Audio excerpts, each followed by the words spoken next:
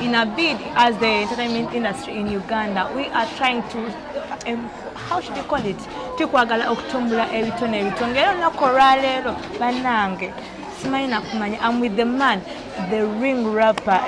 Twaga the ring rapper at Widow Blambwe School Live, like music.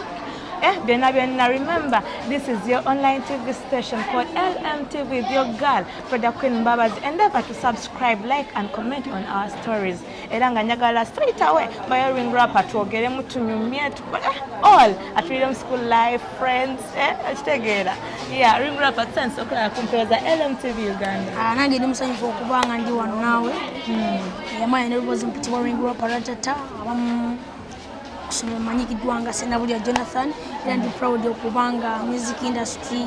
It's now going viral. Young generation fena music industry Uganda. Yes. Who is ring rapper besides the ring rapper we saw on TV? Who is that ring rapper? The people know, the friends know in school, the people know it. Yeah, we want to know that ring rapper. Who is ring rapper? Ring rapper mwana ali friendly yagala nnyo okuba n'emikwano mostly gizimba olw'ensonga nti mikwano gyange nyentera okubeera najjo tuba tunyumya mboozi si eno okuba musekeseke tuba ku bintu nga n'omuntu omulala tayinza kisuubira tuba emboozi gye tuliko emewubuza John Break oyo gena tubulira amazima ko jage eto mutemi yako yako mbozi je tunyumya ndo zamba mulaba aba amuuza industry edietya kati soka tinzo nzajirimu munyonyula choga matani kadafuka inspiration to the young people out there, people younger than you or people older than you. Yeah, kisoboka nsobanga nafuka the inspiration nenga nange nchayina chenguba towards ngambe nti maase nange chenjagala kuba mostly negomba nya abantu banganga ba Tupac Eminem, Notorious, Banasti, kati looking forward to. So, who inspired ring rapper to join music? First of all, bali baganda bange. Baganda bayimba nyo music waluzungu, kamayenga baganyo international music. By the time bayi batyo kumpandika ku rap ntinitini. Nenge atemanzikiriza muti nsobola. Jo sister wange yali abakubiriza ngo mutu alinga bagamba wa amuto bichi naye bantu aliyo mulundi gumu kayimba kanga akasoka do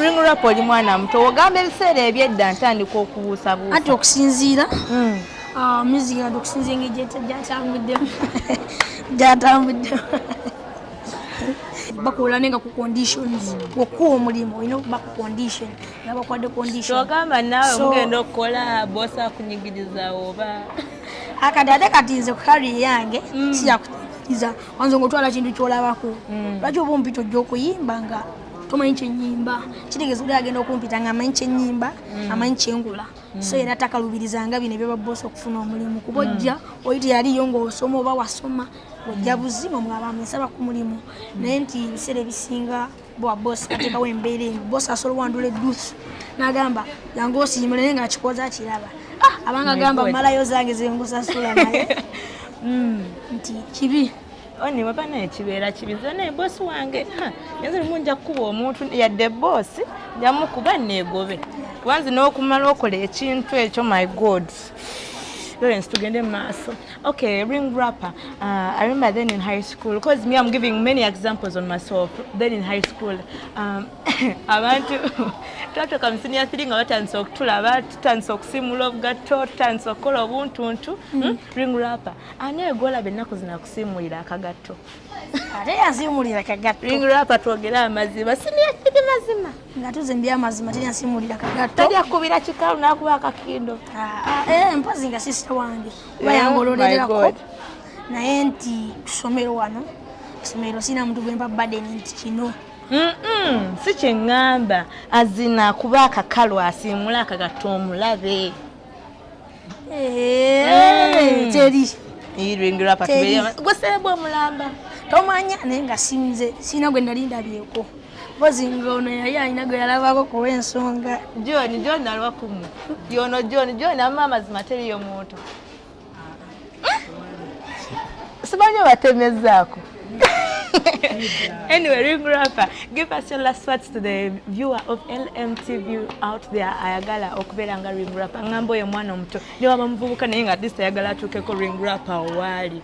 Ya LMTV mwena abagiwagira abawagizi ba ring rapper ratata. Fenna mwena abatulaba.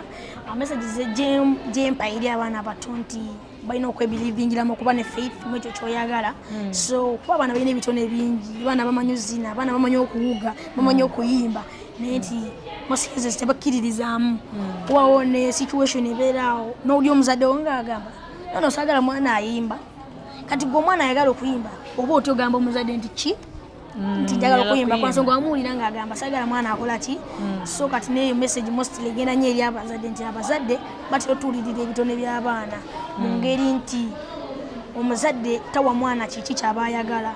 Ate n'ekirala tuba mu holidays nnene nnyo ya third term abaana babaawo.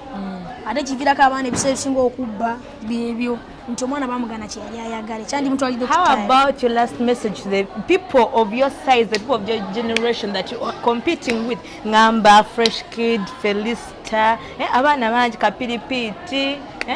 Your last message to those people? Message yensinga yesobola okwogera nti mbaagala nnyo. Bless up mwebale nnyo kyemukola, keep it up kuba ndowooza young generation ndowooza naye music wise angambe nti naye abantu bagimanyi okusinziira. Big up on yourself young generation. Peace. That has been Ring Rapper live on LMTV with me, Freda Queen Babas. Endeavor to subscribe to our YouTube channel. That's when you go to LMTV Uganda corner, subscribe. Get it? Yeah, just subscribe, like, and comment on our stories. The man has been King Lawrence behind the camera. Oli enyine oli omusajja w'amaanyi akwata ekifaananyi nakitemaatema so that akikuba ku lutimbe n'obanga naawe okyagala. It's me, Freda Queen Babas. Sinkana olungi mweraba.